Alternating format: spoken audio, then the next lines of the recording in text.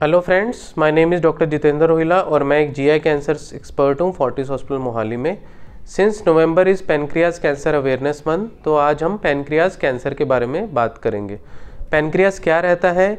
यह एक important organ है जिसको कि स्वादुपिंड भी बोलते हैं। यह हमारे पेट के पिछले हिस्से में रहता है। ये बहुत ही कॉम्प्लेक्स लोकेशन में रहता है क्योंकि लीवर के भी बहुत पास में रहता है, और पित्त की नली जो कि बाइल को नीचे लेके जाती है छोटी आंत में, वो भी पैनक्रियाज के थ्रू ही जाती है। इसका फंक्शन क्या रहता है? ये कुछ एंजाइम्स प्रोड्यूस करता है जो कि बॉडी में फूड को डाइजेशन में हेल्प करते हैं, और बॉडी में शुगर के लेवल को रेगुलेट करने के लिए इंसुलिन और ग्लूकागन भी प्रोड्यूस करता है। तो इसके मेन सिम्टम्स क्या हैं? इसके मेन सिम्टम्स में सबसे इंपॉर्टेंट है जॉन्डिस, जिसको कि yellowish discolouration of skin, eyes और यूरिन होता है।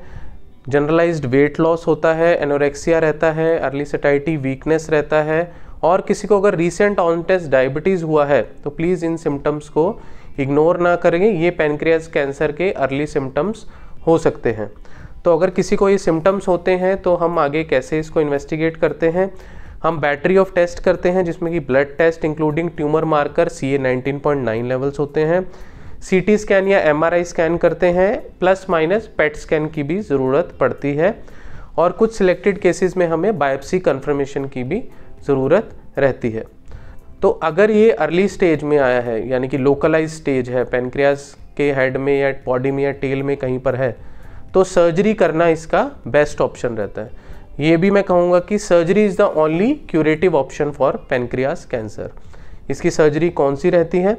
इसकी सर्जरी अगर ये हेड वाले रीजन में है तो एक ऑपरेशन का नाम रहता है विप्पल्स ऑपरेशन। विप्पल्स ऑपरेशन अपने आप में एक सबसे कॉम्प्लेक्स GI कैंसर ऑपरेशन है।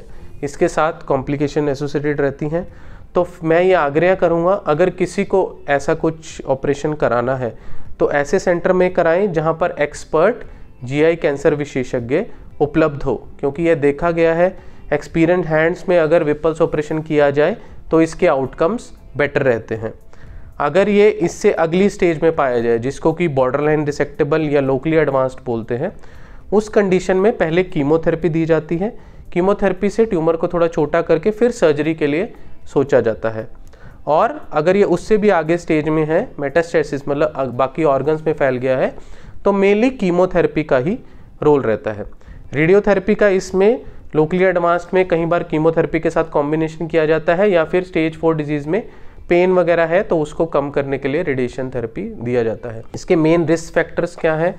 मेन रिस्क फैक्टर है स्मोकिंग या any form of tobacco intake, excess of alcohol intake, high weight या high BMI, lack of fruits and healthy vegetables intake, या फिर लैक ऑफ हेल्दी लाइफस्टाइल। तो इसको हम कैसे प्रिवेंट कर सकते हैं? आई वुड अर्ज ऑल ऑफ यू कि किसी भी फॉर्म में टोबैको इंटेक को तुरंत बंद कीजिए, एल्कोहल इंटेक को लिमिट या बंद करिए, more of fruits and vegetables, अपना अच्छा लाइफस्टाइल मेंटेन करिए, वेट को लिमिट में रखिए, हाई BMI, ओबेसिटी और डायबिटीज़ अगर किसी को है तो प्लीज़ शुगर को भी कंट्रोल में रखिए। अगर ऐसे कोई warning symptoms, jaundice, weight loss, lack of appetite, recent onset diabetes किसी को है तो प्लीज़ अपने नज़दीकी कैंसर विशेषज्ञ से जल्दी संपर्क करें, क्योंकि अगर हम इनको अर्ली स्टेज में पकड़ लें तो सर्जरी द्वारा प्लस माइनस कीमोथेरेपी द्वारा इसका क्योर भी पॉसिबल होता है।